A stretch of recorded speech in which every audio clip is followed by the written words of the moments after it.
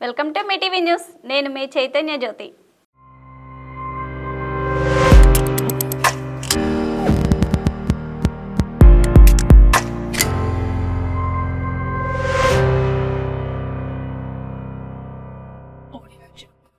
బంజారా జాతిని సన్మార్గంలో నడిపిన మహనీయుడు సంత్ సేవాలాల్ మహారాజ్ అని, ఆయన చూపిన మార్గంలో అందరూ నడవాల్సిన ఆవశ్యకత ఉందని షాద్నగర్ ఎమ్మెల్యే వీర్లపల్లి శంకర్ అన్నారు.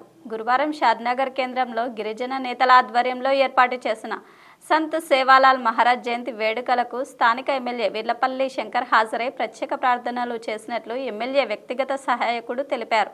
బీఆర్ఎస్ ప్రభుత్వం ఆర్భాటంగా కోట్లాది రూపాయలతో చేపట్టిన మిషన్ భగీరథ పథకం కింద చెరువుల పూడిక తీత పనులను ఆబాసుపాలు చేసి నిధులను దుర్వినియోగం చేసినందుకు ఎక్కడి పనులు అక్కడే ఆగిపోయాయని ప్రజలు ఆందోళన చెందుతున్నారు. ఈ కారణంగా గ్రామీణ ప్రాంతాలలోని చేతి పంపులు, వ్యవసాయ బోర్లలో నీటి మట్టం అడుగంటిపోయింది. ప్రభుత్వాలు తక్షణమే చర్యలు తీసుకోవాల్సిన అవసరం ఎంతైనా ఉంది. మాజీ ముఖ్యమంత్రి కేసీఆర్ అసెంబ్లీకి ఎందుకు రావడం లేదని తెలంగాణ రాష్ట్ర ప్రజలు తమలో తాము ప్రశ్నించుకుంటున్నారు. ఎన్నో అభివృద్ధి కార్యక్రమాలు చేశామని చెప్పారు తప్ప వాటిని తెలంగాణ నూతన ప్రభుత్వం ముందు చెప్పడానికి ధైర్యం సరిపోవడం లేదా అనే ప్రశ్నలు తలెత్తుతున్నాయి. కాళేశ్వరం, మేడిగడ్డ ఎత్తిపోతల పథకాలు బీటలు వారి కూలిపోయే ప్రమాదం ఉందని తెలిసి కూడా ఫామ్ హౌస్లో పడుకుంటే సరిపోదని సమాధానం చెప్పవలసిన అవసరం ఉందని ప్రజలు డిమాండ్ చేస్తున్నారు. అంగరంగ వైభవంగా జడ్చర్ల నియోజకవర్గం గంగాపూర్ చెన్నకేశవ స్వామి జాతర మహోత్సవాలు ప్రారంభమయ్యాయి. గురువారం రాత్రి పెద్దతేరు రథసప్తమి 3వ రోజు బండ్లు తిరగడం కార్యక్రమాలు నిర్వహించబడతాయని ఆలయ నిర్వాహకులు తెలిపారు. చిల్వేర్ గ్రామం నుండి భారీ ఎత్తున ఎడ్ల బండ్లతో ర్యాలీలు, ప్రదర్శనలు, డ్యాన్సులు చేసుకుంటూ స్వామివారి మొక్కుబడులను తీర్చుకుంటున్నారు. ఈ కార్యక్రమానికి ముఖ్య అతిథిగా కాంగ్రెస్ పార్టీ ఎమ్మెల్యే అనిరుద్ రెడ్డి పాల్గొంటున్నట్లు సమాచారం.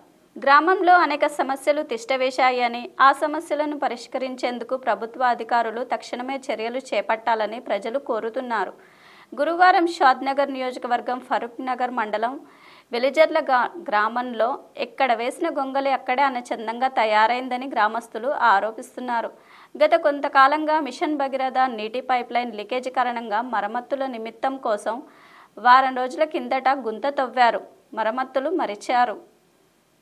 తెలంగాణలో ట్రాఫిక్ పెండింగ్ చలాన్లకు గడువు నేటితో ముగియనుంది. వాహన చలాన్లకు ప్రభుత్వం భారీ రాయితీ ఇచ్చింది. గురువారం రాత్రి 11:59 ముగియనుంది. చివరి నిమిషం వరకు ఎదురు చూడకుండా ముందే చలాన్స్ చెల్లించుకోవాలని ట్రాఫిక్ విభాగం అధికారులు చెబుతున్నారు. మరోసారి గడువు పెంచే అవకాశం లేదని అధికారులు స్పష్టం చేస్తున్నారు.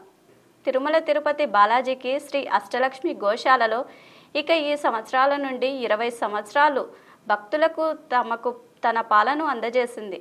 గురువారం శైవిక్యం చెందడంతో లాంఛనాల ప్రకారం పార్వతి అనే గోమాతకు నిర్వాహకులు పూజా విధానాల్లో నిర్వహించుకుంటూ సాగనంపారు. మాత గత 20 సంవత్సరాలుగా మన గోశాలలో అనేక మంది భక్తులకి అనుగ్రహం ప్రసాదించింది. మరి అనేక గోమాతలకు జన్మనిచ్చింది. అయితే వృద్ధాపరీక్ష వచ్చే కారణాల చేతన మరి సుమారు 20 సంవత్సరాలు ఈ రోజున శైవిక్యం పొందినది. మరి ఈ గోమాత అమ్మవారిలో ప్రశాంతంగా ఐక్యమైపోవాలని కోరుకుంటూ కార్యక్రమం నిర్వహిస్తున్నాము. జై గోమాత, జై గోమాత, జై గోమాత.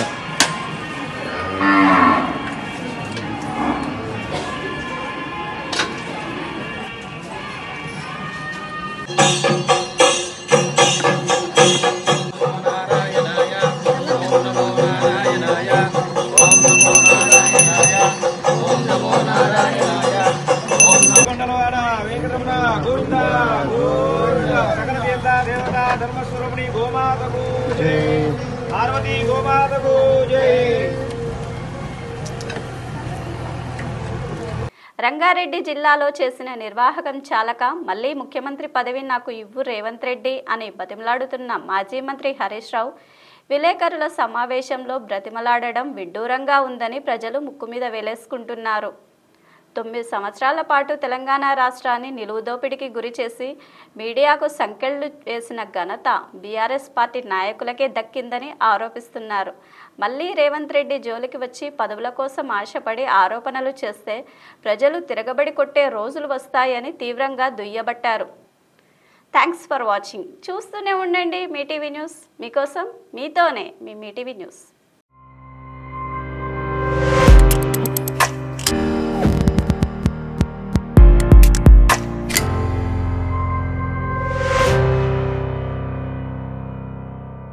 Audio Jungle.